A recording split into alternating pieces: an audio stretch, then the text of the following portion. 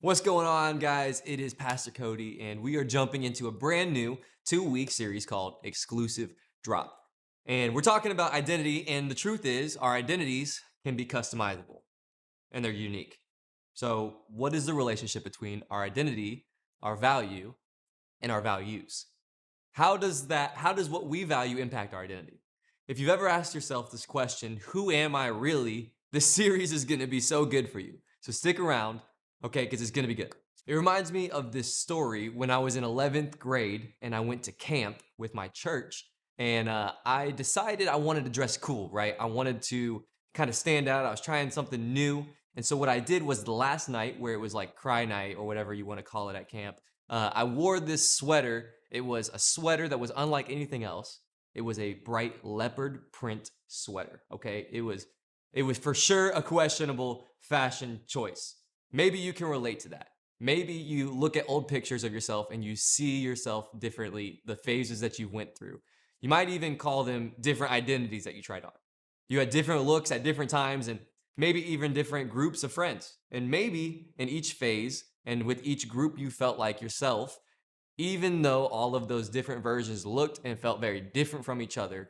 When we look at all of those different versions of ourselves, we may even find ourselves asking this question: who am I really? That could feel like a pretty big and maybe even overwhelming question to ask. Who am I?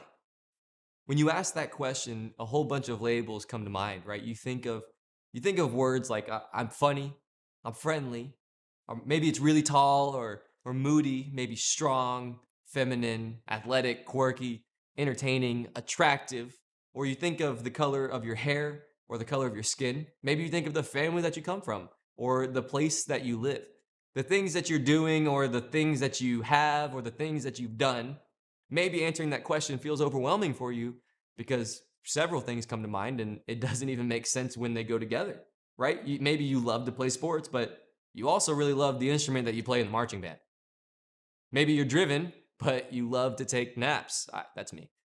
Or let's go a little bit deeper. Isn't it overwhelming to manage several different identities across several different contexts? You may be managing a different identity at the basketball practice than you do at church. Or maybe when you post on Instagram versus when you post on Snapchat or Be Real. Or when you're with your family versus when you're hanging out with your friends. This makes answering the question, who am I really, overwhelming. And isn't it true that our identities can change? There's the who you were in the past, the who you are right now, and all the possibilities of who you could be in the future. Have you ever just heard the phrase like you can be whatever you want? Right? That message can sound really empowering, but it can also make you wonder if I can be anything just by picking something, who am I really? Is there an unchanging version of me at all under all of my descriptions, under all of my labels? Do I get to pick who that is? Or is that just something that I already am and will always be? What's the difference between temporary versions of me versus who am I really? It leads back to this big question. When the labels are gone and the expectations are gone and the pressure is gone and the freedom is gone and it's just me, who am I? Who am I really? Here's the thing: if we don't know who we are at our core, our outward identity will never feel quite right. The way we navigate our identity externally will never answer who you really are internally. The truth is, we're going to spend a minute looking at three passages from the Bible to help us answer this question: who am I really? At the core level, not just at the surface level, but who am I really? What's really cool is that each of these verses that we're about to look at, they're going to look at it from a different style of writing, okay? And to answer this question of our value, we are going to start by looking at the passage found in Psalms where David writes this. He says, "When I look at the night sky and see the works of your fingers, the moon and the stars you set in place, what are mere mortals that you would think about them? Human beings that you should care for them. Yet you made them only a little lower than God and crowned them with your glory and honor. You gave them charge of everything you made putting all things under the authority. the flocks and the herds and all the wild animals, the birds in the sky, the fish in the sea, and everything that swims in the ocean currents. O Lord, our Lord, your majestic name fills the earth. David is saying the world is full of incredible things, right? All we have to do is we just have to look up into the sky or look into the oceans, look around us, right? That's what he's saying, to see some of those amazing things. Thousands of years after David wrote this, we could say the world is even more amazing than even he realized. From what the latest space telescopes can see to what the most high-powered like microscopes can see, it's amazing. And yet God made us as people even more amazing, even more wonderful than the most beautiful parts of all of creation. God's work is impressive, y'all, but God made humans the most impressive of all. This passage from Psalms is a great starting place for us as we talk about who we really are and what it means for our identity. It begins with a sense of wonder, a sense of awe at who we really are. Before we work hard to earn the label of valuable, this Psalms reminds us that just being human makes us an impressive piece of valuable work. So to answer the question, who are we? David says this. He says, we are made with glory and honor. You are valuable to God. Whew.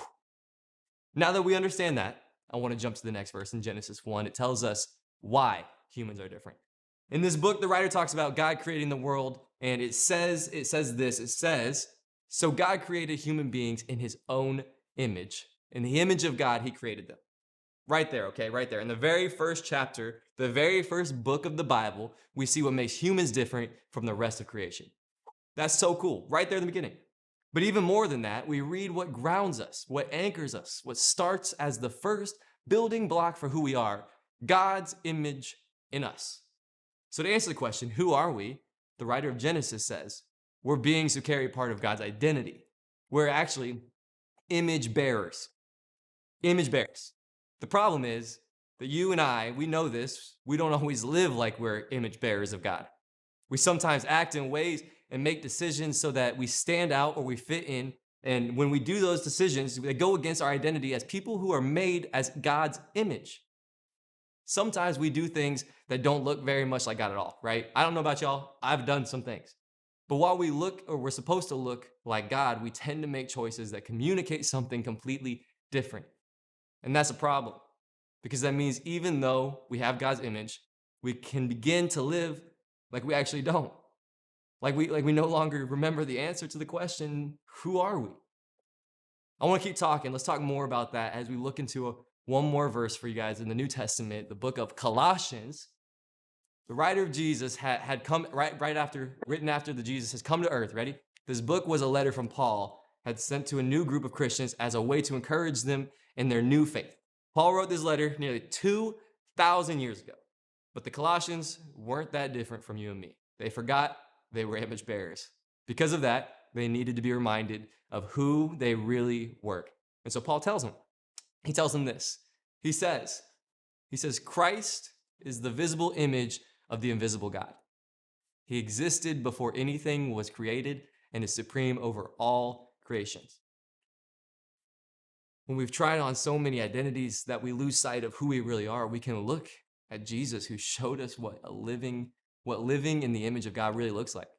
We study who Jesus is and how he lived. We follow his example. We value what Jesus valued. We love like Jesus loved. We forgive as Jesus forgave. We ground our identity in who Jesus is and what Jesus did. So who are we? We're image bearers who sometimes forget who we were made to be. And so we look to Jesus to remind us. The truth is, we can find any number of labels that will tell us who we are and who we aren't. Some of them may even be true for a time, and some may make sense, some may not make sense. Some fit really well and others won't. But there is only one person who can definitely answer who you are. The who you are that does not change. No matter what you do or what you don't do, no matter what you accomplish or you don't accomplish, no matter who you become or who you don't become, what God says about you is the truest thing about you. You were made in God's image, to look like God, to show the world what God is like. And in Jesus, we have the perfect example of what this is. So what does that mean for you? It means that you get to live out of who God made you to be. We get to reflect God in our own way because you can express yourself uniquely while you stay true to who you really are. And who you are is an image bearer of God.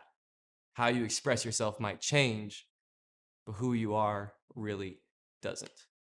The question of who am I really is a big question. Trying to answer that can feel very overwhelming, but what if you actually started living like you know who you are? What if people could look at you and your life and see God because of who you are and how you live?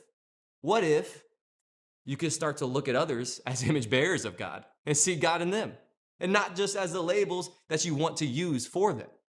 What would it look like for you if you started to live like you were an exclusive drop from the God of the universe using you to reveal what God is actually like? That's an identity worth living into. That's the identity that we're all invited to participate in. And I want you guys to know that. As you guys head to your small groups, I want you to really lean into that. Who are you really? Let's talk with our small group leaders and let's have a good night.